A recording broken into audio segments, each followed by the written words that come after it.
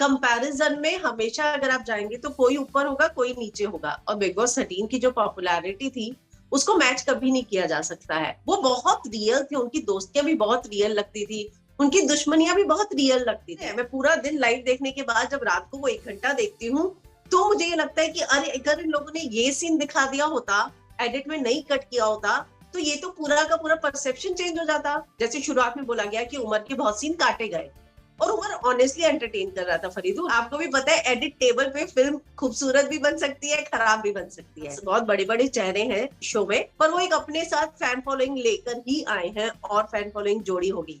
पर उमर, प्रतीक, हम इतना जानते थे, निशांत को क्या जानते थे, लेकिन इतने बड़े चेहरों के सामने अपने आप को इस्टेब्लिश करके अपने आप को इतने हफ्ते टिकाया, लोगों को अपने से जोड़ा, उन लोगों के सामने अपनी फैन फॉलोइंग बिल्ड की जिनकी ऑलरेडी फैन बेस इस्टेब्लिश था। अगर उमर होता तो मुझे प्रतीक उमर में लग रहा था कि टक्कर होनी चाहिए थी, तो प्रतीक मुझे रियल लगता है।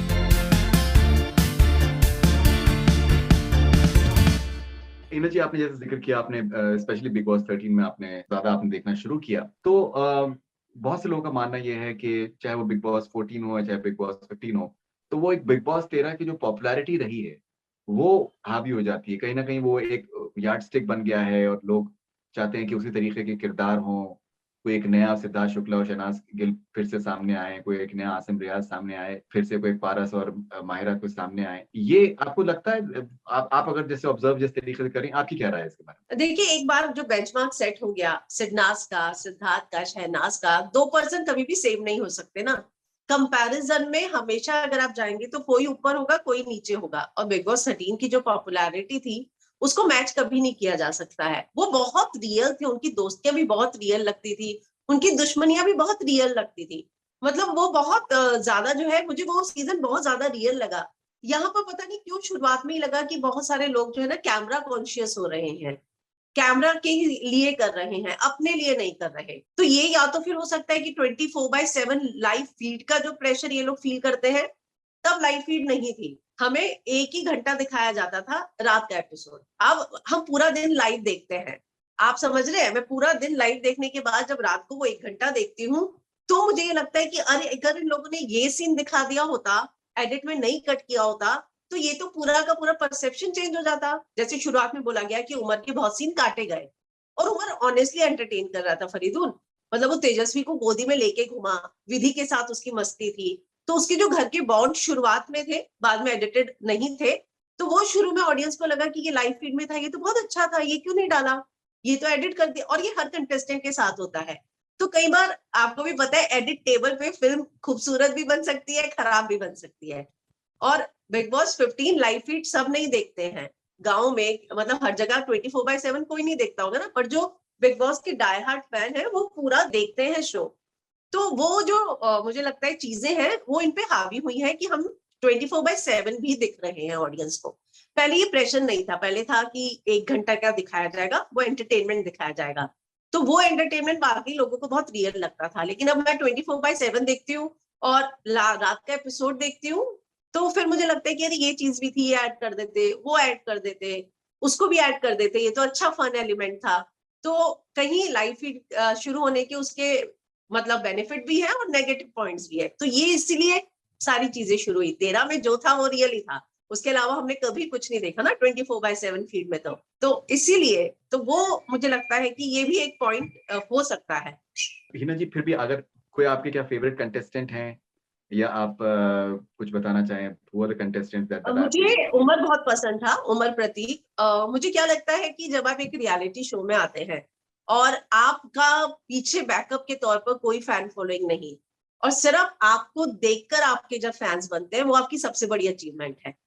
मैं आसिम की अचीवमेंट को बहुत, क्योंकि वो जीरो से हीरो बना, तो जो जीरो से हीरो बनता है ना, वो मुझे लगता है कि वो देखिए बहुत बहुत बड़े बड़े चेहरे हैं शो में, पर वो एक अपने साथ फैन फॉलोइंग लेकर ही आए हैं और फैन फॉलोइंग जोड़ी होगी। पर उमर, प्रतीक, हम इतना जानते थे, निशांत को क्या जानते थे, लेकिन इतने बड़े चेहरों के सामने अपने आप को इस्टेब्लिश करके अपने आप को इतने हफ्ते टिकाया, लोगों को अपने से जोड़ा, उन लोगों के सामने अपनी फैन फॉलोइंग बिल्ड की जिनकी ऑलरेडी फैन बेस इस्टेब्लिश था। तो मुझे ऐसे लोगों के लिए ज्यादा लगता है कि ये लोग वाकई में, इनकी अचीवमेंट बड़ी होती है। हालांकि ऑडियंस के आधार पर ही विनर चुना जाता है, तो मुझे करण, प्रतीक, शमिता, उमर, ये 4 जो है, शमिता हाल फिलहाल में मुझे बहुत अच्छी लगने लग गई। जब मैं पहले गई थी, जब हम मीडिया से टॉप 5 पूछे गए थे, तब मेरी लिस्ट में निशान था, उमर था, शमिता नहीं थी। लेकिन बाद में जो मैंने शमिता की गेम में बदलाव देखा है, जिस डिग्निफाइड और क्लासी वे में वो खेलती है, मुझे लगता है कि वो भी टॉप 5 में होनी चाहिए। तो मैं प्रतीक, शमिता, करण, इन तीनों को चाहती हूँ कि, और ये तीनों मुझे लगता है कि अच्छा खेल रहे हैं, इन्हें मिलना चाहिए कुछ। ओके, बट अगर आपको कोई एक, अगर आपको चूज करना तो आपकी कौन पसंद है? मतलब आप एज अ व्यूअर आपको कौन लगता है कि उसको जीतना चाहिए? जीतने के काबिल प्रतीक, करण, शमिता, मुझे लगता है Prateek. Prateek is someone that you feel, and why do you say that? ये मैंने आपको मैंने इंटरव्यू देखा था प्रतीक के साथ में। हाँ हाँ, मैंने आपसे जिक्र किया था, मैंने आपका इंटरव्यू प्रतीक के साथ में देखा था। तो यस यस। प्रतीक में आपको ऐसा क्या लगता है कि आपको लगता है that he can be the winner?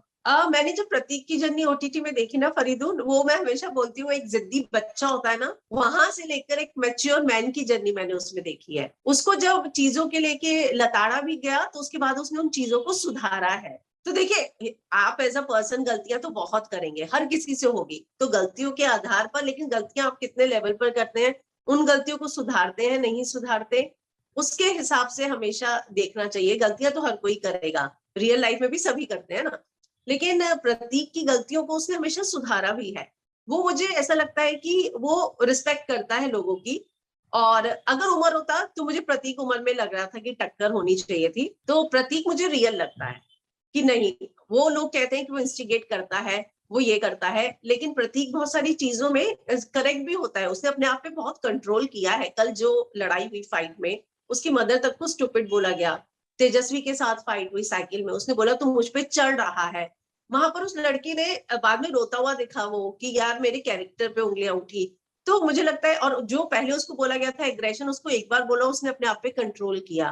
तो गलतियां होने पे आप सुधार भी दिखाते हैं और गलतियों को रिपीट नहीं करते ना, ये आपकी बहुत बड़ी अचीवमेंट है ना, जो मुझे किसी डेफिनेटली। और कंटेस्टेंट में नहीं लगी। कि गलतियां करते रहते हैं, करते रहते हैं, करते रहते हैं, प्रतीक भी करता है, लेकिन वो गलतियों को सुधार भी देता है फिर अपनी ना, एक बार बताने पे। तो वो मुझे अच्छा लगता है प्रतीक में।